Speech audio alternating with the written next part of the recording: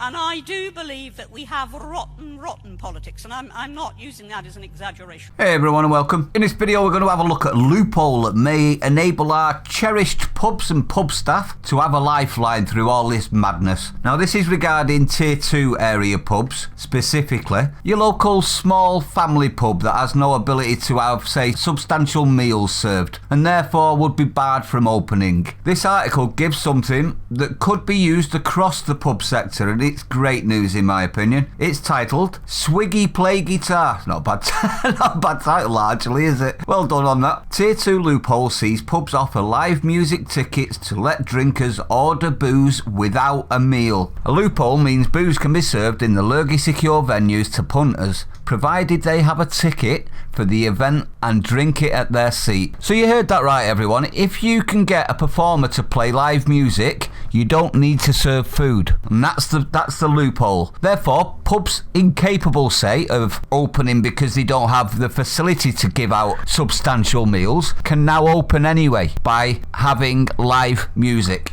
And they can open on the 4th of December with everybody else, including the bigger food serving pubs. So it's great news, isn't it? Unfortunately, it doesn't help tier 3 pubs. They remain closed and rely on people like myself and yourselves to fight their corners for them. This is me doing my bit. Venues across the country are now talking to social media to lure punters as they try to save their businesses after a second lockdown. You heard that everyone. Check your pub's social media and let's help a huge section of our nation and culture from lurgy destruction. I feel it's part of our duty at this point. The Cavern Free House in South London, for example, had this to say: no food is now required. I would suggest people get here early as it will get full very quickly as I'm limited to 50 people. No bookings, it's a first come basis. If you are someone that nurses half a lager all night, then I would please ask you not to come as I'm trying to survive here and that place could be taken back by someone that understands that. In other words everyone, they're relying on us to get leathered.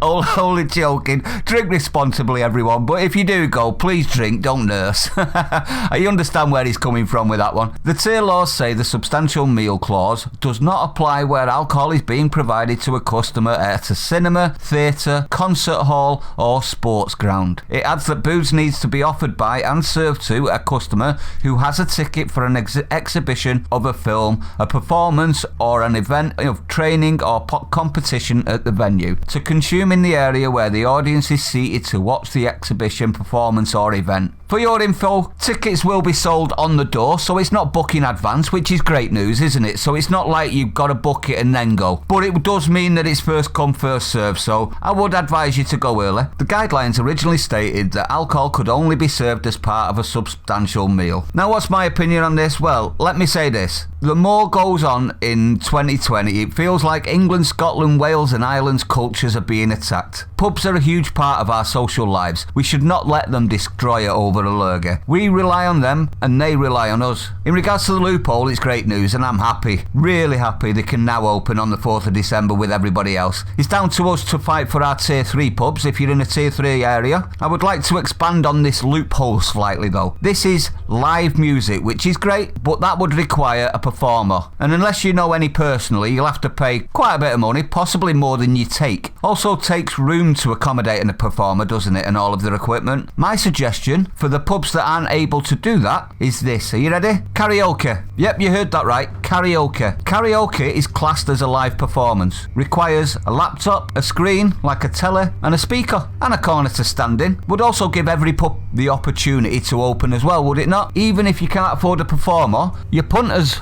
will be the performer. Still live music, still classed as live music, and therefore still part of the loophole. So there's one for you, everyone. If you know any publicans, let them know that this is the case for them. Obviously, if you can afford a performer, that's great. They are in need of work too, as is everybody else. So if you can afford a performer, brilliant. I'm sure your punters would be happy. If not, karaoke is the way, everyone. But anyway, I'd like to know your opinion. Do you think this is a loophole that could be exploited for, say, karaoke? For, like the small pubs, the little tiny ones in the villages, and the ones that are definitely going under unless they can open. These are the ones where I think karaoke could actually really offer a lifeline and keep them open until all of this madness is over. But I would like to know your opinion on it. If you're new to the channel, don't forget to like, comment, subscribe, hit the bell icon, share it out. And on the 4th, don't forget to go for a pint. And I'll see you on the next one.